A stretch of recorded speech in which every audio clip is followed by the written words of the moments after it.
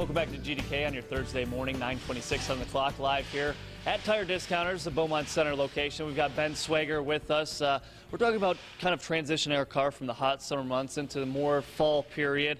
Always important to look under the hood. We already covered tires and our battery, but let's talk about what's going on here. Obviously, all different sorts of fluids, coolants, etc. So kind of just walk us around a gorgeous car we have to demonstrate here this morning, too. Yes, sir. Thanks, Eric. And as we mentioned earlier, the hot and the cold, as it changes temperatures, it's really hard on your fluids as well, and that's what we'll go over today. So as the winter comes along, you want to make sure you have plenty of washer fluid.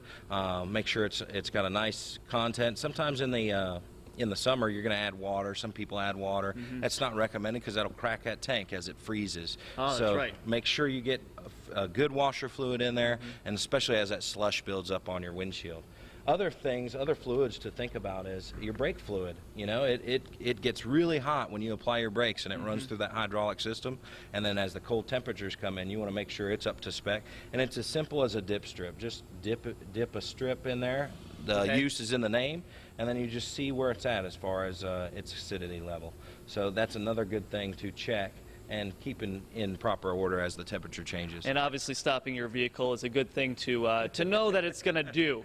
So continuing under the hood here, moving down the line. Yep, you also want to check the levels as well. You know, obviously your oil change, you change at a regular basis. Your other fluids need that as well. So check your oil level, make sure it's good.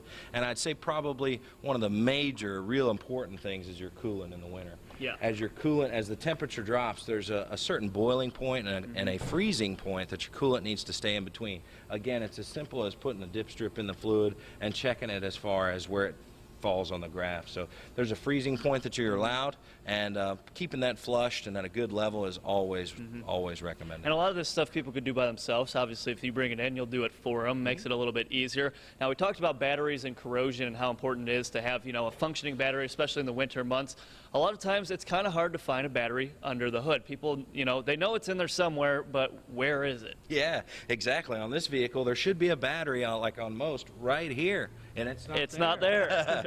It's not that the battery's not there, it's just in a different location. So on this particular vehicle, the battery's found in the trunk. So it can be tricky if you ever get in that no-start situation like we talked about, making sure you know where those components are in your vehicle, especially as the cold weather comes out. And let's talk about lighting, too. Headlights, they go out from time to time, usually a cheap part to replace, about $5 for a headlight, but actually replacing them, easier said than done most times. Yeah, on some vehicles it's a process. You have to take a lot of different other components to get to them, and some of them are still like the old style where you can just pop the headlight out, change your bulb.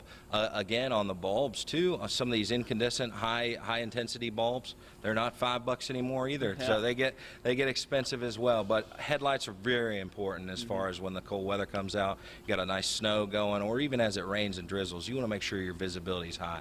And let's talk about air quality too, because we go from, you know, cranking the AC in the hot, humid summer months to now we're talking about heating. How important is it to replace the air filter, you know, to make sure, you know, you're not just breathing in straight pollen and toxins? Yeah, great question. As far as your engine air filter, you can change your intake air filter. Recommend to do that. Just as it gets dirty, you can check that with every oil change. It's a simple process. We do that for you here at Tire Discounters. But as you said, the pollen changing over, a lot of vehicles now come equipped with a cabin air filter, which filters the air that you're bringing in from the outside to blow on your heat or AC. So yeah, absolutely good point, Eric. Well, some great tips here coming from Tire Discounters. We're going to talk shocks and struts, alignment, all good things, what's going on under the hood as we transition into the fall months. So live here at Tire Discounters Beaumont Center. We'll have more coming up a little later in the show. Until then, Doug and Elise, take it away. All right, Eric, getting us ready with a cold dose of reality there. We appreciate it. Your top GDK talkers are up next. Keep it here.